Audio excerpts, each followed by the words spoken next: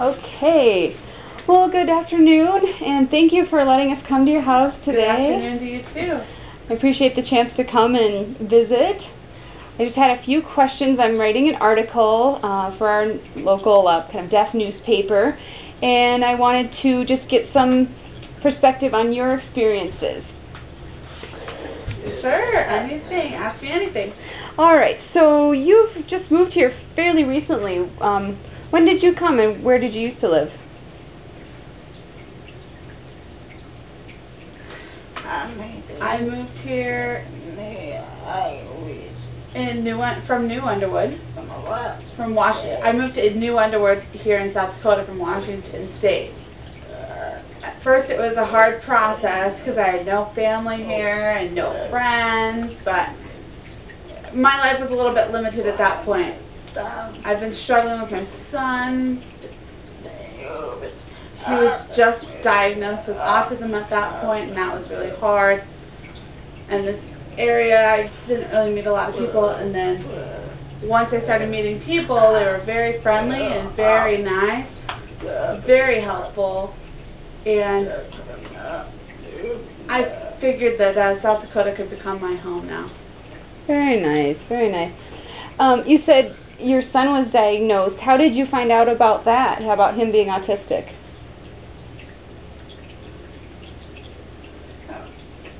Really, it started about 1.5 years old after he had vaccinations. He got sick for a few days, and he stopped signing, stopped using his hands, stopped talking to me, and I thought maybe because it was, you know, his parents were deaf, I wasn't sure what was happening. And then I went to a speech therapist, and I asked them what they thought about it. You know, why would he stop signing? Why would he stop talking? He stopped showing all of these, you know, these signs that he had. And so the speech therapist said that maybe we could find out what was going on with him by doing an evaluation. And of course, we went ahead and did that. We did the evaluation, and I thought I was ready to, you know, accept whatever news came, bad news or anything, and they told me, yes, he was diagnosed autistic, and I just broke down inside. It took me about 1 or 2 weeks to finally accept it, you know. He's my son no matter what.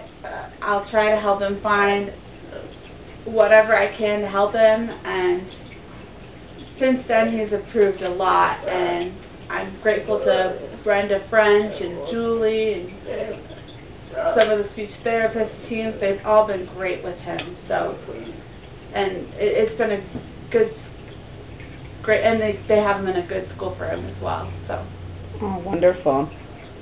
So when you started out this process, like what kind of, you said he wouldn't sign anymore. Now, what have you had to go through to get him to where he is today, and what is he doing today?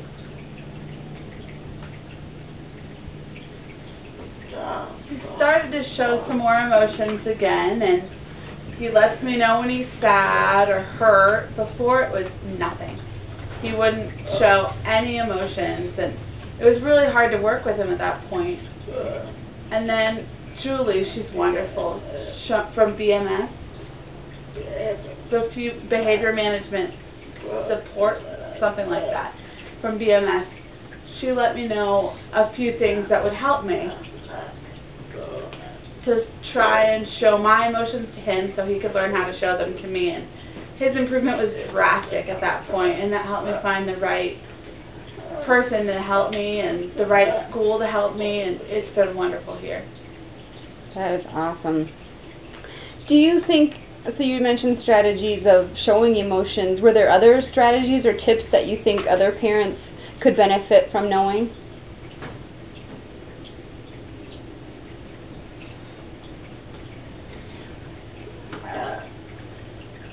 In my situation, compared to other people's, it's hard for me because I'm a deaf parent with a hearing autistic child, so it's a very rare experience.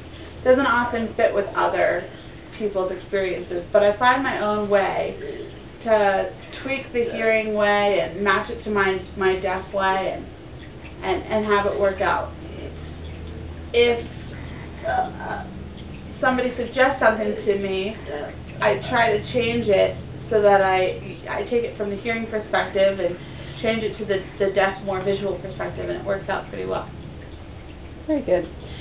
Do you think the deafness has caused limits for you, or have you been able to use other resources like the internet or ways of finding how to get information to help you with Dakota?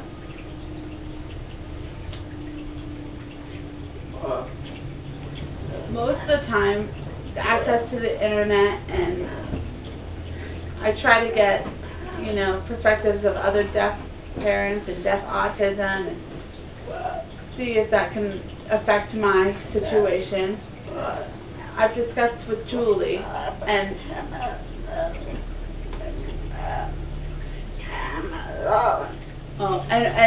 my mom, Grandma Lolly, is a wonderful support system as well. So having family and all of them trying to help me and helping me understand and share. If somebody approached me and had deaf parents and a hearing autism child, then I would be more than happy to help them and tell them my opinion and perspective of the situation. Very cool. Well, I appreciate your comments. Trying to think if there's anything else. No, I appreciate that. I think I'll be able to write a nice story about how you faced autism and really come out very successful in the end. So I appreciate your time. I'm happy to have you come and interview me. If there's any other questions at any time, feel free to ask, and I'd be willing to answer. Thanks.